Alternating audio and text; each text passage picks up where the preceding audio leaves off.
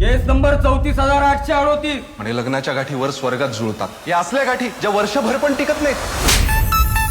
तुला तुझ्या बायकोपासून डिवोर्स का हवाय? नव्हतं पटत माझं माझ्या बायकोशी.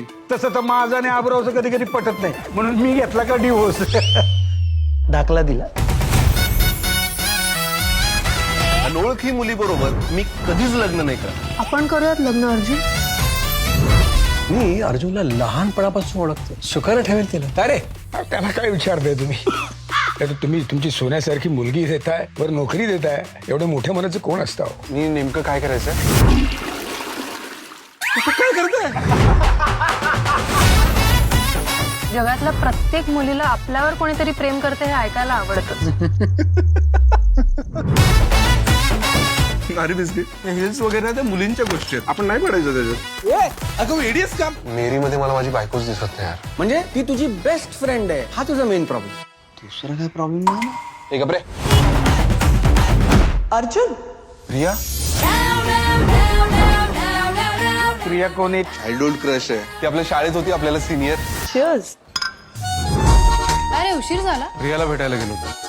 प्रिया तू जर मला भेटली नसतीस ना तर मी हे कधी ट्रायच नसतं केलं. मला सुद्धा लाईफ मध्ये जे हवं ते कधीच नाही मिळालं. सकाळपासून तू गायब आहेस आणि आता तू मला डायरेक्टली एका मुलीबरोबर मिठा मारताना दिसतोय. मला जे हवं असतं ना ते मला कधीच मिळत नाही. जी मुलगी आवडते ती सोडून भलती झाली माझ्या नशिबात. मग का नाही म्हणालास तेव्हा?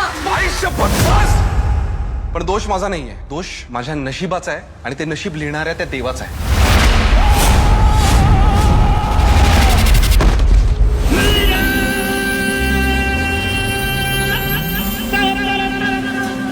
घाबरू नको रे. आम्ही तुझी मदत करायला आलो. तू असा आरोप केलास ना की तुझं नशीब आम्ही बिघडवलं. तुझ्या आयुष्यात जे काही चुकीचं घडतंय ती सगळी आमची चूक आहे. चल यावेळेस तुझ्या प्लॅनिंगने जाऊन बघू. दिला तुला सेकंड चान्स.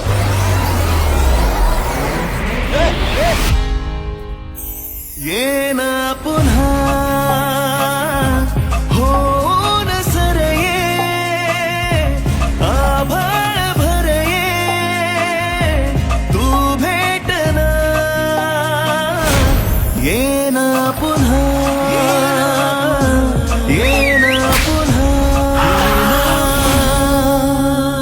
लग्नानंतर बायकोमध्ये मैत्रीण शोधायची असते. एक वेळ बायको मैत्रीण होऊ शकते पण मैत्रीण बायको होणं हो नो सर.